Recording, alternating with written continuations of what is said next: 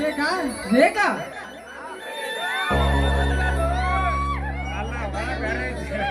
ಯಾಕೆ ಸ್ವಾಮಿ, ಏನಾಯ್ತು? ನಮ್ಮ ತಂದೆ ತಾಯಿ ತೀರಿಕೊಂಡ ಮೇಲೆ, ನನ್ನ ಚಿಕ್ಕ ತಮ್ಮ ಚಂದ್ರ ಕಳೆದುಕೊಂಡ ಮೇಲೆ, ಹೀಗಿದ್ದ ಈ ನನ್ನ ತಮ್ಮ ಸೂರ್ಯನನ್ನು ಉಣಿಸಿ ತಿನಿಸಿ ದೊಡ್ಡವನಾಗಿ ಬೆಳೆಸಿದ್ದೇನೆ. ಮುದ್ದ ಮನದ ನನ್ನ ತಮ್ಮ ಸೂರ್ಯನನ್ನು ನಿನ್ನ ಹೊಟ್ಟೆಯ ಮಗನೆಂದು ತಿಳಿದುಕೊಂಡು ಅವನನ್ನು ಜೋಪಾನ ಮಾಡೋದು ನಿನ್ನ ಕರ್ತವ್ಯ.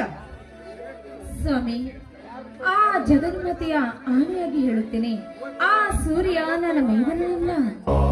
ಅಂದರೆ ಅಂದರೆ ಅವನು ನನ್ನ ಸ್ವಂತ ಮಗನಂತೆ ಇದ್ದಂತೆ ಸ್ವಾಮಿ.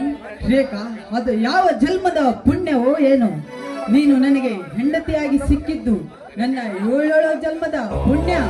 ನೀನು ನನಗೆ ಬರೀ ಹೆಂಡತಿ ಅಲ್ಲ, ನನ್ನ ಬಾಳ ಗಗನದ ಧ್ರುವ ತಾರೆ. ಆ ಸಾಕು ಸಾಕು, ಈ ನಿಮ್ಮ ಸಿಹಿಯಾದ ಮಾತುಗಳನ್ನು, ಈ ನಿಮ್ಮ ಕವಿಯ ಸಾಹಿತ್ಯದಲ್ಲಿ ನೀವು ಪ್ರೇಮದ ತೋಟೆಯನ್ನೇ ಕಟ್ಟಿದಿರಿ ಅನಿಸುತ್ತೆ.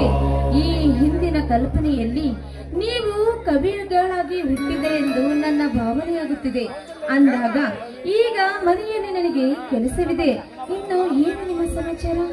ರೇಖಾ, ಸುಂದರವಾದ ಬಾಳಿನಲ್ಲಿ ರೆಕ್ಕೆ ಬಿಚ್ಚಿ ಹಾರಾಡುವ ಹಕ್ಕಿಗಳ ಹಿಂಡು ಎಷ್ಟು ಚಂದ. ಹಾರಾಡುವ ಹಕ್ಕಿಗಳ ಹಿಂಡಿನಲ್ಲಿ ಒಂದು ಹಕ್ಕಿಯ ರೆಕ್ಕೆ ಕತ್ತರಿಸಿ ತೆಳಗೆ ಬಿದ್ದರೆ ಹಾರಾಡುವ ಹಕ್ಕಿಗಳಿಗೇನು ಗೊತ್ತಾಗಬೇಕು. ಅದರಂತೆಯೇ ಈ ಮಾನವನ ಜನ್ಮವು ಕೂಡ ಬಡತನ ಸಿರಿತನ ಎಲ್ಲ ಒಂದೇ ಎಂದು ಅರಿತುಕೊಂಡು ನಡೆಯಬೇಕು. ಆಹಾ, ಇಂದು ನನಗೆ ಸಾರ್ಥಕವಾಯಿತು ಈ ನನ್ನ ಜನ್ಮ. ನೀವು ನನ್ನ ಪತಿಯಾಗಿ ಸಿಕ್ಕಿದ್ದು ನನ್ನ ಪುಣ್ಯ. ಅಂದ ಹಾಗೆ ಆ ಎತ್ತುಗಳನ್ನು ನೀವು ತೆಗೆದುಕೊಂಡು ಹೊಲಕ್ಕೆ ಹೋಗಿ, ನಾನು ನಿಮಗೆ ಬುತ್ತಿ ತೆಗೆದುಕೊಂಡು ಹೊಲಕ್ಕೆ ಬರುತ್ತೇನೆ.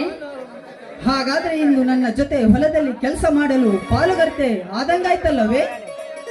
ಹೌದರಿ, ಪತಿಯ ಸೇವೆ ಮಾಡುವುದು ಸತಿಯಾದ ನನ್ನ ಕರ್ತವ್ಯ ಅಲ್ಲವೇನ್ರಿ?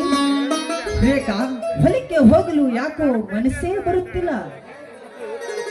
ಯಾಕೆ ಸ್ವಾಮಿ, ಏನಾಯ್ತು? ಬೇಗನೆ ಮುತ್ತಿ ತಟ್ಟಿ ಆಡು ಆಟ ಎಂದು, ಅದಕ್ಕೆ ನಿನ್ನ ಮಧುರ ಕಂಠದಿಂದ ಒಂದು ಇಂಪಾದ ಗೀತೆಯನ್ನು ಕೇಳಬೇಕನ್ನಿಸ್ತಿದೆ. ಒಂದು ಗೀತೆಯನ್ನು ಹಾಡೆ ರೇಖಾ. ಯಾಕೆ ಸ್ವಾಮಿ, ಏನೆಂದು ಹೇಳ್ತಿದ್ದೀರಾ ನೀವು ಅಂತ? ಬೇಗನೆ ಮುತ್ತಿ ಆಡು ಆಟ ಎಂದು, ಅದಕ್ಕೆ ನಿನ್ನ ಮಧುರ ಕಂಠದಿಂದ ಬರಲಿ ಒಂದು ಇಂಪಾದ ಗೀತೆಯನ್ನು.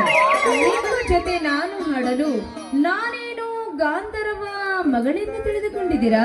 ರೇಖಾ, ಗೀತೆಗೆ ಗಂಧರ್ವ ಬೇಕಿಲ್ಲ.